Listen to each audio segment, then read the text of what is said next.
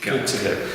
Welcome back to Leicester Forest Rugby Club, Steve. Thank you. Thought we'd do a quick catch-up after we did the video last week on the mindset of tendering, which we're running on the 13th of June at this wonderful rugby club, Leicester Forest. Yep. Could you tell everybody who this course is designed for? Okay, this course is designed for anybody who has an interest in tendering, whether you're completely new to it, you've done a little bit, or you want to get better, whether you work for yourself as a business and you need to get into tendering to win new work, whether you work for an SME and you're looking at developing that business further, or you work for a larger organisation that you want to refresh some of your skills, or you've got new staff that would benefit from learning from someone who's been doing it for 14 years.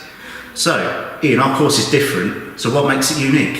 What makes it unique is that you're an industry expert, you've got the know-how, the thinking style. Mm-hmm. We're going to take that thinking style and we're going to get everybody else to undertake a tool that will show their thinking style. Right. Then we can match the two together and identify people's strengths and blind spots against yours. Okay. So we're going to use a tool called Mind Sonar, new to the UK.